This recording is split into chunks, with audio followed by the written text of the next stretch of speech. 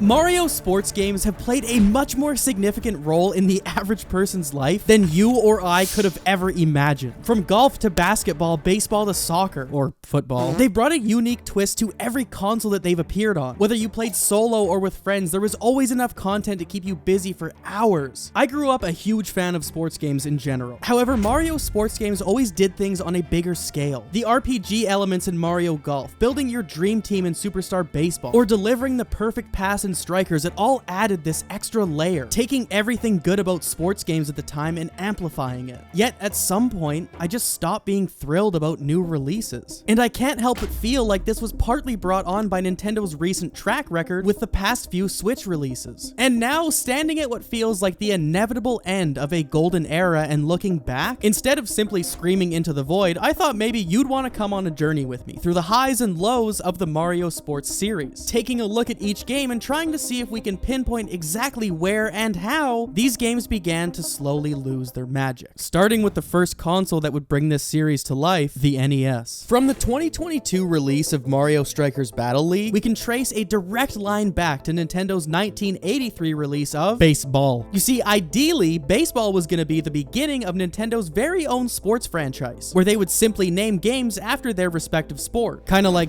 golf. However, 1984's Golf was somewhat of a controversial one, as the character of Mario is said to swing both ways. And by that, I mean due to some versions of this game directly referring to this big jolly fellow as Mario, and some, well, simply not, it could be argued either way that this was or wasn't Mario's first dance with athleticism. And while maybe not considered extremely athletic by any means, there is always 1984's pinball, but okay, never mind, look. Mario did make a few surprising appearances as an umpire in the NES classic Tennis. He refereed a few matches in Mike Tyson's Punch-Out, but his real athletic debut was probably in Donkey Kong Hockey for the Game & Watch, if that counts. But regardless of the facts, personally, our uncomfortably realistic proportioned plumber really made his cover star debut in the sports world between the years of 1987 to about 1991 with Mario Open Golf. In these years is where we can find two Famicon games that had been released in Japan, with Mario gracing the front cover: Golf Japan Course and Golf US Course. And well, I mean, you know, these are definitely golf with Mario. And if you like golf at home, how about Golf on the Go, with the 1989 release of Golf on the Game Boy. And now, while these games definitely exist, the first time you really see Mario bringing a recognizable experience to home gaming was with the release of 1991's Mario Open Golf. Later renamed to NES Open Tournament Golf in the West, this is sort of a blend of all three Mario Golf games to date, except here, Mario was the star. Dressed up in the most patriotic outfit he could find, a painted-on American flag bodysuit. The game also included a playable Luigi, Peach and Daisy as caddies for the two brothers, the odd Toad appearance when you hit a ball out of bounds, and who could forget a very polite Donkey Kong as Mario's financial advisor. This game was a collaboration between Nintendo's R&D 2 and HAL Laboratory, featuring a very impressive development team. It was the first fully developed game by Satoru Iwata, as well as Eiji Aonoma's debut project. But while NES Open Tournament Golf was a solid addition to Mario sports games, our story takes two very different paths in 1992. This decade was marked by many discoveries and firsts, including the debut of the Mario Kart series. Super Mario Kart, releasing for the SNES in 1992, was supervised by none other than Shigeru Miyamoto, which leads me to my point about the dissecting of timelines. So, okay, is racing a sport?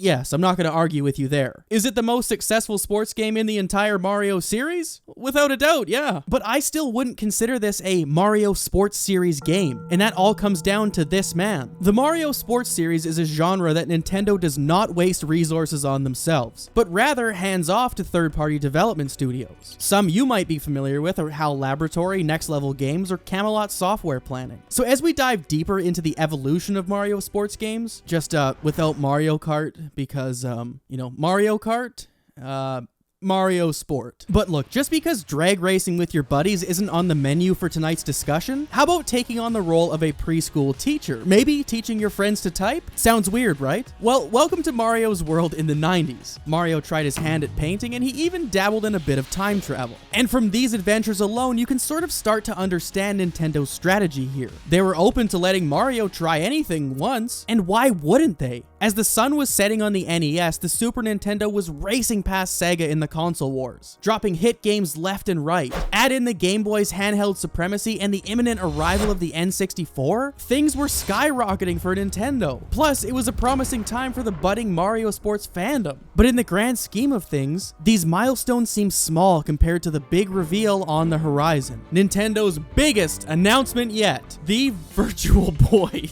Designed by Nintendo engineer Gunpei Yokoi, this console was promised by Nintendo to transport game players into a virtual utopia with sights and sounds unlike anything they've ever experienced before. But instead of all that, we got this. The Virtual Boy would go on to become Nintendo's biggest fart in the tub, and in less than a year of release, this console had been discontinued. And closely linked with the Virtual Boy was none other than our next entry, Mario's Tennis. Initially announced as Mario's Dream Tennis, this game launched alongside the Migraine Machine in 1995, as well as being the pack-in game with the VR in North America. And the one silver lining to take away from the Virtual Boy was, well, exactly that, Mario Tennis. It was this game that had started the Mario Tennis series of games to follow, as well as being credited as the sole inspiration that led to a plethora of other sports-related Mario games. However, at the time of its arrival to the scene, the game itself was met with a polarizing reception. As a pack-in game, it raised a lot of questions that the Virtual Boy couldn't exactly deliver answers for. And while some found it to be impressive for what it was critiqued pretty heavily for the immense lack of content. The game's roster had only 7 characters, one of which was Donkey Kong squeezed into a skin-tight bodysuit, which in my opinion was plenty. But coupled with repetitive game modes and settings, it struggled to hold anyone's interest for long. But Nintendo had a plan for this. A 2-player function for the game. Surely this would cure everything. But due to the Virtual Boy's disappointing performance and poor reception, they scrapped the link cable, erasing any chance of multiplayer gameplay. The only option left was to put the Virtual Boy out of its misery.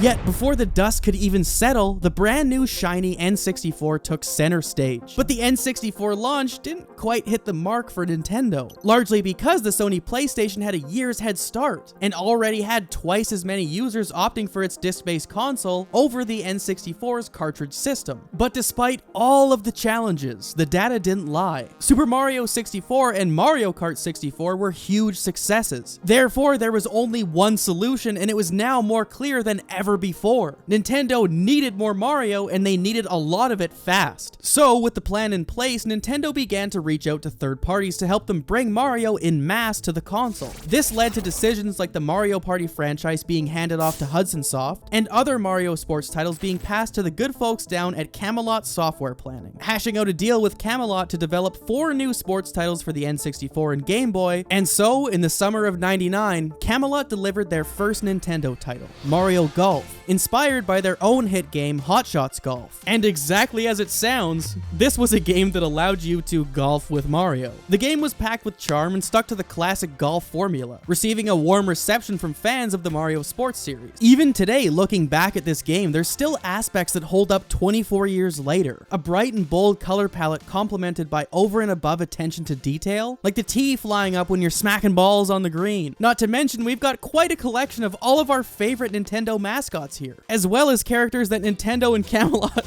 just tried to casually sneak in like they've been here since day one. Like, come on, guys, you know, Plum, Charlie, Sunny, Harry, and Maple, right? This is definitely the strangest addition to a Mario sports game, as not only do these characters feel out of their element, we would actually never again go on to see any of these folks as playable characters again. And well, weird, I kind of think they succeeded in what they were aiming to do here. Each character brings their own unique stats to the game, and it's nice to have a variety of characters to choose from when you're figuring out your own unique style of gameplay. It just would have been nice if I didn't have to feel so much shame playing as Sunny when I know I'm never gonna call him back. But look, Nintendo didn't really care if you enjoyed this game or not, because at the end of the day, it was another title to slap on retail shelves with Mario's face on it, and that way they could get more eyeballs on a trailing console. And speaking of titles with Mario's face slapped on them, the next big release from Nintendo and Camelot was Mario Tennis for the N64. A bit of a gamble this time around, considering just 5 years prior, the ultimate fate of this series was up in the air. But this time around, we're not just talking about some simple upgrade. This game featured Mario and 15 of his mascot pals. And the guy from U for some reason. I was watching old gameplay of this game and came across a comment that said Penn Badgley had actually voiced a character in the game, and yeah, he did. And once again, this was an added touch from Camelot, bringing over only 4 humans this time. But instead of taking up the entire character roster, these 4 secret characters could only be added into the game through the N64 transfer pack and the Game Boy Color Mario Tennis. But back to the game. So something Camelot always found a way to do well was blending a real sport with the essence of Mario. The gameplay was and is still something that manages to hold up quite well, without being packed full of overbearing gimmicks or exhausting trick shots. But most importantly, this new and revised Mario Tennis introduced gaming's most beloved character in what is maybe the most shocking and vile form of Waluigi. Now, both games had been seen as welcome additions to the console's somewhat lacking library at the time. That's not to say what the N64 had to offer was bad by any means, but it was limited. But this console wasn't the only landing place for the Mario Sports series, as Camelot went on to release both Mario Golf and Mario Tennis for the Game Boy Color. And while similar in gameplay, it's tennis and golf, but the Game Boy Color versions of these games are actually some of the best hidden gems to be featured in the entire Mario Sports series. Packed into both of the handheld versions was one of the most beloved modes to have been featured in a Nintendo sports game, and that was the RPG mode. In Mario Tennis, essentially you star as the new rookie in town looking to make a name for yourself in the academy. While rising your way through the ranks in this academy, not only do you gain experience points, but you also gain points in which you can allocate to a specific skill, increasing your speed, spin, power, or control. And the majority of this adventure follows that exact same formula. After enough matches take place, you get to go one-on-one with the top player of that class, and then you move on to the next class and do it all over again. And I think one of the funniest parts of this game is that if you actually start playing it, you'll very quickly forget that this game has anything to do with Mario at all, or even Nintendo for that matter. Not only do you have to rise the ranks in Academy before getting invited to the traveling team tournament, after finally beating that is when you're almost shockingly introduced to the greatest tennis player of them all, who just so happens to be Mario. Now, while this game includes a story and gives an overall general purpose to the human characters that appear in both Mario Golf and Mario Tennis, why wouldn't these have come out first? Imagine how confused the average player was to see Plum with absolutely zero context in their first playthrough of Mario Golf. Now, as far as the Game Boy Color version of Golf goes, it follows a very similar route to tennis. Like, you sort of get the idea here. In a race to become the grand champion of golf, 4 club members stand in your way. Defeating them all, of course, gets you a shot at duking it out with the most famous golfer in all of the land, who maybe, just maybe, might be Mario. And while Nintendo was pleased with the feedback for both Mario Golf and Tennis, these games spanning multiple consoles primarily served as a foundation for what Nintendo had planned on the horizon. This collaboration between Nintendo and Camelot seemed like a winning formula, and with this in mind, that meant that Nintendo could lean harder on the developers to continue to bring the magic of the Mario Sports series to life. But the upcoming games had a high bar to clear, and with the N64's era concluding and the GameCube stepping up to the plate, the stage was set for the sports series to impress. They needed it now more than ever. Given Sony's massive lead in the previous generation's console war, and now with Microsoft entering the battle with their first generation Xbox, betting on Camelot to deliver big here, Nintendo greenlit the studio to create the next batch of sports games. And the end product? Well, let's take a look. The first entry on the new platform was Mario Golf Toadstool Tour. Launched in July of 2003, this game maintained the much-loved elements from the N64 version. But instead of just a mediocre upgrade, Toadstool Tour aimed to ramp up the experience with detailed environments and inventive multiplayer modes. Following the successes of both the N64 and Game Boy versions of Golf and Tennis, the GameCube is really where fans of the series began to develop a set of expectations for things to come. Over several years and now multiple generations, the sports series had been consistently releasing engaging and content-rich games. So when a new release felt like it hadn't progressed much, or in the case of Toadstool Tour, releasing without the fan-favorite RPG mode that was featured in the Game Boy Color version of Mario Golf, the paper trail dating back that far shows fans were somewhat disheartened, which sort of makes sense. Despite often being praised by some as the defining experience for Mario Golf, this was a game that was well loved for its variety of game modes. modes, but fell under some criticism for the realism featured in this game, even being compared to the Tiger Woods PGA Golf Series. Now, this is somewhat of a double-edged sword. The Mario Sports series is often criticized for being too gimmick-heavy and ruined with items, power-ups, and other unnecessary elements, as we'll soon find out. But at the same time, diving too deeply into the competitive scene can quickly drain a lot of the fun from the game for an audience hoping to just simply smack balls with Mario by their side. So how do you really win here? Toadstool Tour was also developed alongside Camelot's next-gen tennis experience, first appearing in a copy of Nintendo Power in 2002, before eventually hitting the GameCube in 2004. Mario Power Tennis was the video game of all time. This game introduced power shots, enabling characters to either strike a close ball with a unique swing or make a desperate save. Like Mario pulls out his big old hammer, Donkey Kong strokes the ball with his banana. Power Tennis was described by many to feel like a leap forward in both gameplay and content, as without the RPG mode, the game at least introduced a new layer to the game's overall meta. But in the background, roughly 3 years after the launch of the Game Boy Advance, Camelot was gearing up to release Mario Golf Advance Tour, hitting retail in the spring of 2004. Many argue that this game could be one of the finest RPGs to ever grace the handheld system, overflowing with an abundance of features, characters, the packaging itself this time around, even promoted the game as role-playing golf. And despite the GBA's constraints, Advance Tour maximized the available resources, offering vibrant environments all neatly packed together with that classic Nintendo charm. And this time around, there's a little overworld map that allows you to decide what you want to do and where you want to do it. And what kind of game would this even be without your classic added dash of gambling for children from Nintendo? Club Slots is one of the best minigame modes found in this game, randomly selecting clubs for you and then challenging you to par a hole with only the clubs acquired in your spin. Now, sticking to a very similar gameplay style as the previous RPG for the Game Boy Color, there really isn't much to say about the game here. It's certainly golf, but a year later, Camelot and Nintendo brought Mario Tennis Power Tour to the people. Once more, Camelot was able to prove their knack for squeezing the greatness of the console version into the compact form of the cartridges, even surpassing the disc version. Like Advance Tour, Power Tour was praised for its RPG elements. You, as the player, would navigate through the Tennis Academy storyline, leveling up your character, winning tournaments, and overcoming opponent challenges. And regardless of how you felt about the games that featured these RPG modes, it was just a nice touch to see that although Camelot probably didn't have to, they were consistently putting in effort to add these single-player aspects and cram as much content into a game where the expectations were nothing more than simply tennis with Mario. And while these games were great entries within their respective libraries, what lied ahead as the sun set on the 6th console generation was a couple of the strangest things that I think Nintendo has ever done to date.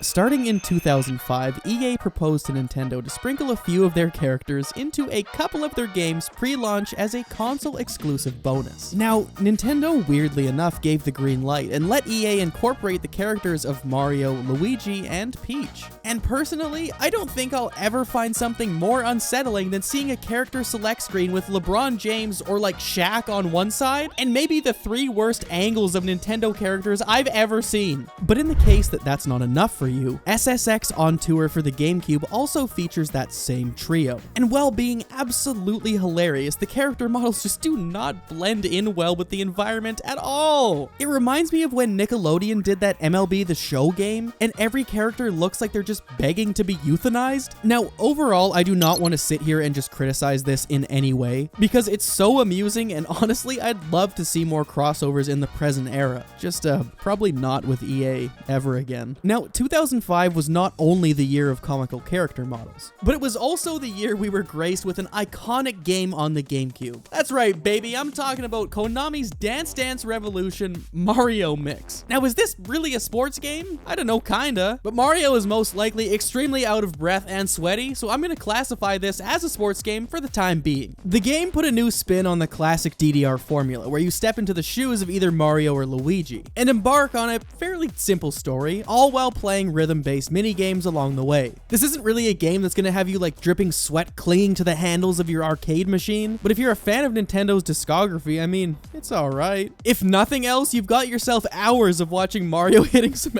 absolutely insane dance moves. Like, I didn't even know his body could move some of these ways. Especially when you take a closer look at the models. These are the ones that if you had a GameCube, you were most likely already familiar with due to the Mario Party games. But like seemingly at random, when you're hitting a two-step, they'll just throw in these out-of-pocket body mocaps that will suddenly see Bowser hit like a full-body 360 on the spot mid-dance battle. Just feels so strange. Moving on. The next two in our lineup are the games that I believe received very little love in their prime, but managed to claw their way back into the hearts of many. If you were lucky enough to be one of the proud owners at that time, you know exactly what I'm talking about here. Mario Superstar Baseball, a game developed by Namco and published by Nintendo, was as simple or complex as you chose to make it. Upon its release, this game was received as pretty good. It was exactly what it promised to be to an extent. It was baseball with Mario. But continuously here with not only Mario Baseball, but Melee, Toadstool Tour, etc. We continuously run into this strange issue with Mario sports games, surrounding this silly little console right here. Now, typically, GameCube games created by Nintendo were at no point ever intended to be played competitively. And as we've seen with Toadstool Tour, whether it was intentional or not, this specific series of games has an incredible amount of depth that allows you as the player to make the game as simple or complex as you'd like. Given a roster of 32 characters, developing the perfect team is not something that's easy to do. Each individual character excels in different positions, has a unique swing, bat speed, power, pitching potential, and a ton of other stats. Not to mention, choosing a captain can alter the entirety of your team's overall stats as you gain certain boosts in areas depending on who you choose. So I mean, now it's not really a surprise when peeling back just the smallest part of this iceberg that this game is now becoming a rising contender for Mario esports. But if baseball isn't your thing, maybe soccer will do the trick. Like many of the games we've taken a look at up to this point, Mario Strikers is a game that does its best to stay true to the sport it's emulating, while still adding that Nintendo charm, which simply elevates your experience to a new height playing this game. Even the characters shouting developer names was a nice touch.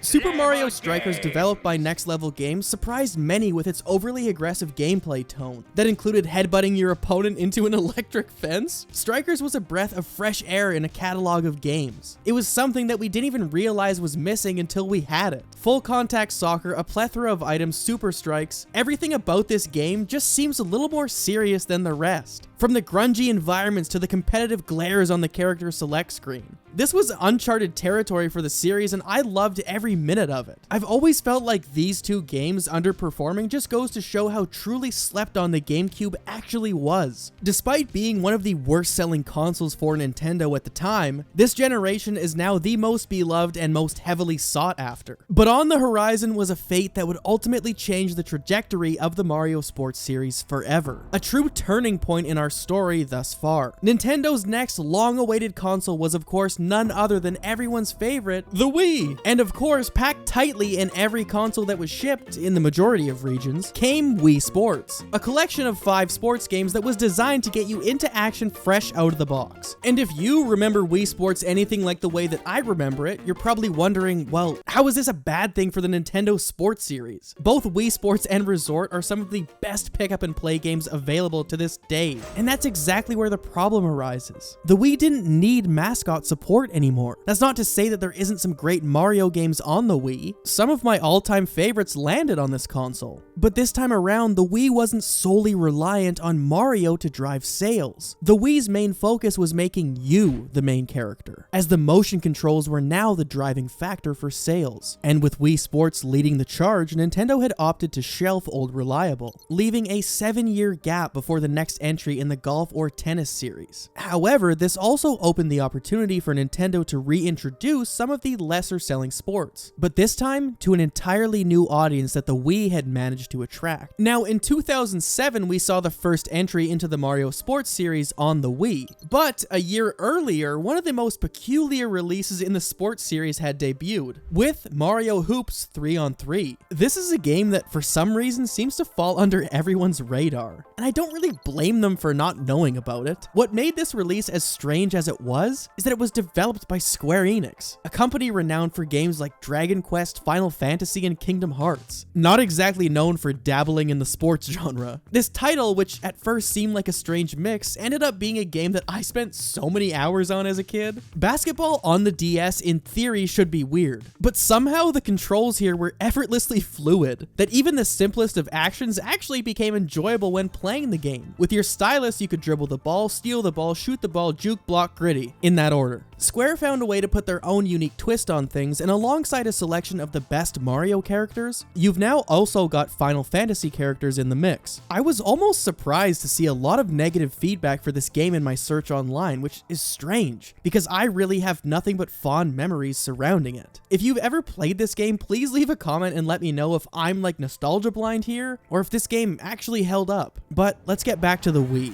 The year is 2007, and what came to the Wii was something I don't think anyone was expecting. Only 2 years later, as a follow-up to the GameCube release of Mario Strikers Charged had landed on the Wii. This whole series was far from your typical Mario sports game. Now, in Strikers Charged, the characters' personalities are up to an entirely new level. Captains on the team will occasionally shout for the ball with like a little voice line that if you're paying attention, you'll often pick up and get the ball across. However, this game goes a step further with the character development because oh my god, does Wario ever play like a dick. Trying to get through a game with this guy as the captain of your team is so difficult, because you'll constantly hear these voice lines in situations that are blatantly bad for your team. And the stage design, it's incredible. It's hard to even go back to other Mario sports games once you've played this series. Like, who gives a fuck about tennis? I want more of this! Yeah! And that's exactly what we were gonna get until Nintendo came in and ruined everything. You see, the best Mario sports game was potentially one that none of us ever got to play. Next Level Games, the creator of both Strikers and Strikers Charged, had an idea to bring forward Super Mario Spikers. This was a game that was a mix of both wrestling and volleyball, brought forward through a game show-like presentation. Spikers initially started development as simply a volleyball-based game,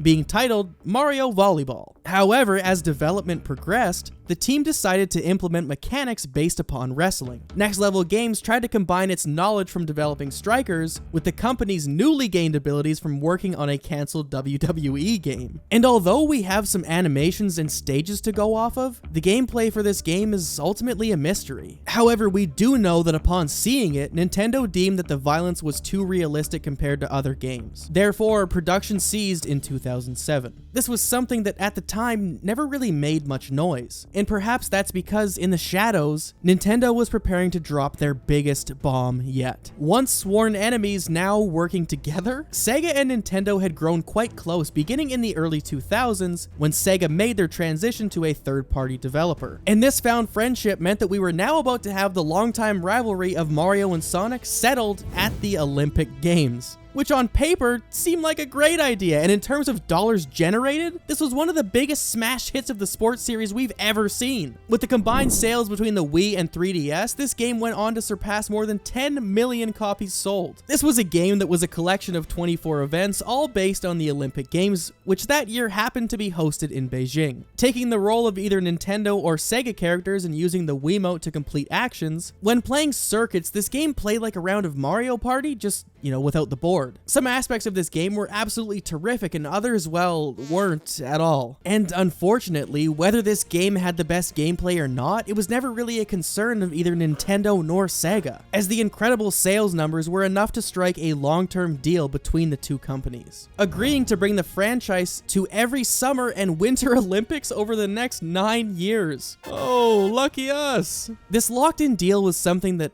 I don't know, it's kind of unfortunate, because as a singular standalone title, I feel like this game would have been very fondly remembered. However, only 4 years into the 9-year deal, not only did sales begin to massively trend downwards, but so did the quality, leading to a barrage of games more forgettable than the next. And while I'll be mostly passing over the majority of these games due to them sort of falling into their own strange category, I do want to say that there are a few hidden gems throughout the series. It's not all bad, it's just mostly bad. But like, come on, this series did give us a render of Waluigi with a gun, so do with that what you wish. And during this period, Nintendo also introduced a new baseball game titled Mario Super Sluggers. And when Nintendo announced this sequel, it gave fans of Superstar Baseball a reason to be excited. I mean, what could possibly go better than the Wii's motion controls and baseball? Not to mention, this game, like Strikers Charged, would now be offering an online multiplayer experience to dive into. However, upon release, the game was met by a little disappointment with some pretty fair criticisms. The game had no multiplayer connectivity at all, but I mean, it did feature a much richer character roster, which was a nice upgrade to say the least. But the same traditional gameplay left it feeling like not much had really changed. Now, was this a bad thing? Well, for those who missed out on the GameCube version or just simply loved it like I did,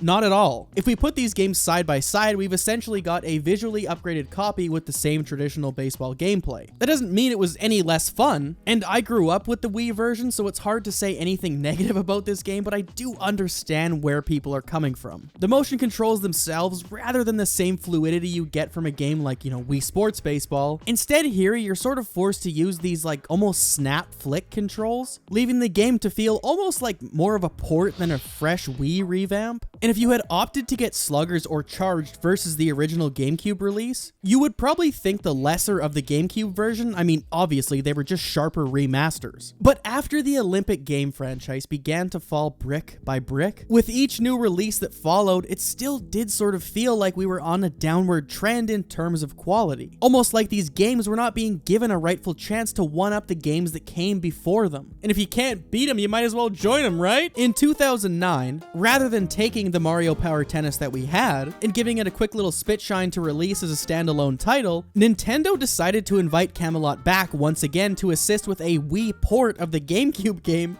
from 2004. This time adding a shiny new play control sticker on the box, resulting in something that, I don't know, it's fine, I guess. Rather than a seamless experience like Wii Sports Tennis, this game sort of feels like eating sandpaper, taking the original GameCube buttons and just mapping them to different motion controls on the Wii remote. And like, I'm not mad about it, I get why they did it. With Wii Sports being the shiny new face of the golf and tennis series, Nintendo didn't exactly need Camelot to bring another one of these games to the console. And that didn't mean that Camelot wouldn't, they just did it without Mario, as We Love Golf, developed in partner with Capcom, released anyways. Now, Mario Tennis was far from the only victim here, as this new play control series would go on to port Donkey Kong Jungle Beat, Metroid, and a couple of Pikmin games. However, there was some in here that felt like they would actually benefit from the motion control experience, but just as you'd expect, due to a lack of fresh content, this new series wasn't met with the greatest reception, but I mean, it's fine.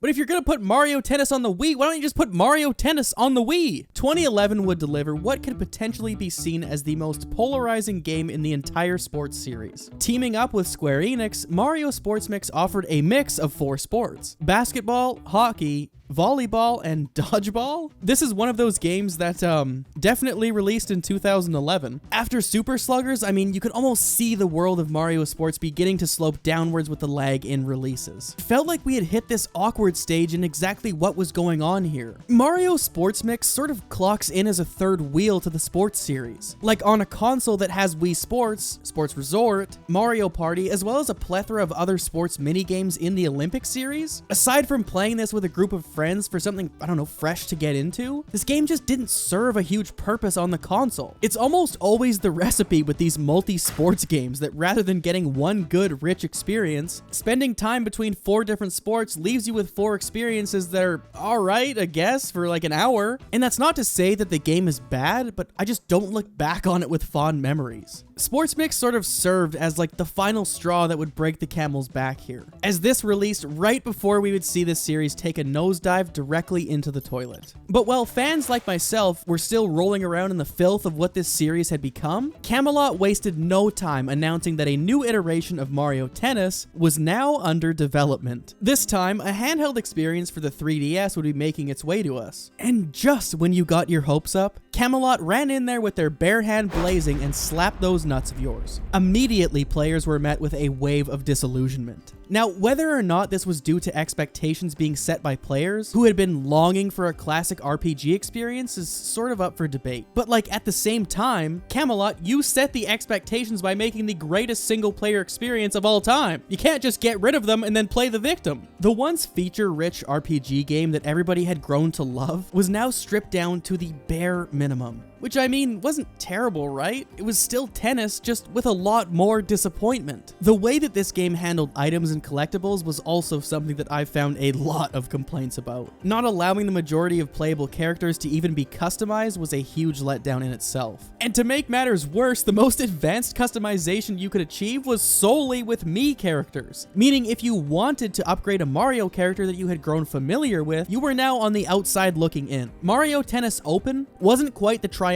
return to the series that fans had been yearning for. But a silver lining in the burning dumpster fire of Mario sports games was Camelot and Nintendo's next joint venture. Only a decade since the last Mario Golf release, the boys at Camelot were back in town with a surprise announcement that, to be honest, I don't think anyone was too excited for at this point. This time, a new portable release of Mario Golf was coming to a 3DS near you. And despite continuing Mario Tennis Open's emphasis on Mii characters, World Tour succeeded in delivering a fulfilling single-player experience that was distinctly lacking in previous titles. Diving into the Castle Club with that monstrosity of a thing you call a Mii, this was a game that actually started to give fans a glimpse of hope that perhaps the future wouldn't be so bad after all. But those dreams came to just a crushing end really fast, as the landscape was nowhere near as bright on the home console front. Apart from the Mario and Sonic Olympic series that I'm not talking about any further because it raises my blood pressure. Actually, you know what? Let's talk about them. They're bad. The Wii U, which launched in 2012, was largely overlooked in the Mario sports realm. This scenario shifted 3 years later with the appearance of Mario Tennis Ultra Smash. However, if Mario Tennis Open had left fans wanting more, in terms of its roster and modes, Ultra Smash was an outright disaster. But was it this way intentionally? Or did Camelot really miss the mark this hard? You see, throughout the history of every console that we've looked at, Mario Golf and Mario Tennis seem to release hand in hand as a pair, together. But for Ultra Smash, we only had tennis. Now, there's a working theory with the late stage Wii U releases, such as Animal Crossing Amiibo Fest and Mario Tennis Ultra Smash. At the time of these releases, I think it was clear to everyone that the Wii U was no longer going to be a viable platform for Nintendo. Therefore, with these games already in development, well, where do you go from here? You take what you have, slap it on the market, and wash your hands of it. And while the game isn't good, the lack of content in itself is a bizarre issue. Like, there's one singular court, virtually one game mode, and an extremely limited character roster. This was more of a tech demo than a game. Now, I can't knock it for its visuals. I mean, this game looked damn good, but it just so happened to be the absolute rock bottom of the Mario sports series. So let's move on if it's even possible. In 2017, Camelot and Namco collaborated to produce Mario Sports Superstars for the 3DS. Again, diving into the multi-sport formula, this game presented 4 globally acclaimed sports: baseball, soccer, tennis, golf, and oh, you gotta be fucking kidding me with this. Mario Sports Superstars not only utilized Nintendo's amiibo figures like Ultra Smash did, but it also introduced its own unique line of amiibo cards, which expedited the process of unlocking superstar versions of each characters. But I just want to know, was anyone actually asking for this? Just to make matters worse, the assets used in the cards were existing models taken from other games. This should really just serve as a reminder to the level of laziness that we were experiencing here. The game's tennis and golf sections were pleasantly familiar, closely resembling Mario Tennis Open and Mario Golf World Tour. The 3 other sports presented by Superstars were good enough adaptations of their real-life versions, delivering some alright gameplay. I mean, I don't know, it's Mario on a horse, what else do you want here? This game feels like eating a cardboard box. The characters look more on edge than the cast of Nicktoons MLB. The literal drowning animations in Mario 64 have more charm than this entire game. The entire experience just leads me to ask, like, what did we do as fans to deserve something like this? If there was anything that could restore this series, it was the Nintendo Switch. The Switch just felt like the perfect slump buster, not only for Nintendo coming off the ice-cold Wii U, but for a library of games that missed out on a console revamp that the Wii U failed to provide. And if there was any 2 games that we could rely on to finally dig our way out of this, it was gonna be the classic Mario Tennis and Mario Golf. Now look, breaking into the Switch era and even long before, there was always this preconceived notion around the Mario Sports series that nobody in their right mind was picking these games up looking for a single-player adventure. Even dating back to 2004, this was being openly discussed. Nintendo and the third-party teams have always approached development this way, with a heavy focus on multiplayer. And up until now, I've never really had a problem with this. Although I am someone who loves a good little challenge mode, whether that's via a Mario baseball journey to beat all the rival teams and grow your squad, or even something as simple as competing in tournaments to duke it out with those robots in the original Strikers. Like, I'm not picky, I just want something. But as these games began taking steps away from that style, it wasn't something that,